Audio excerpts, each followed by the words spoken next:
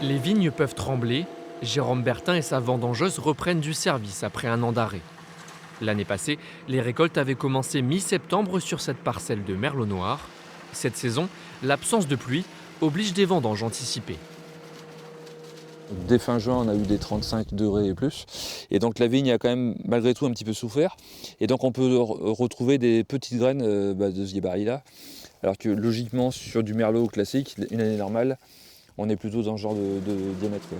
Des grains plus petits, mais une sécheresse bienfaitrice. Pas de pluie, donc pas d'humidité et moins de maladies sur les vignes. Les années trop pluvieuses, trop grises, le raisin ne mature pas bien et donc on trouve toujours des graines roses ou violettes un peu, mais là tout est noir partout, là c'est merlot noir, ça porte bien son nom, c'est bien noir d'un bout à l'autre et c'est homogène et puis à goûter c'est un réel, quoi. Après 3,5 tonnes de merlot vendangé en une matinée, direction les marais salants, l'autre activité de Jérôme Bertin. Ici aussi, la saison s'annonce exceptionnelle. Sur un bassin comme ici, une saison normale, on va récolter à peu près 700 kg sur la saison, sur l'été. Et là, une saison comme cette année, un peu comme 2022, on va être sur 1 tonne 100, 1 tonne 200 des fois. En 3 mois, le Saunier a déjà extrait 70 tonnes de sel rété contre 9 la saison passée.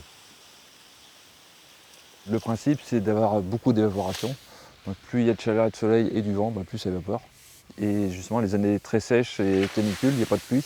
Donc du coup, on fonctionne vraiment tout l'été sans interruption. La récolte du sel pourrait même se prolonger après la mi-septembre, autre signe d'une année remarquable.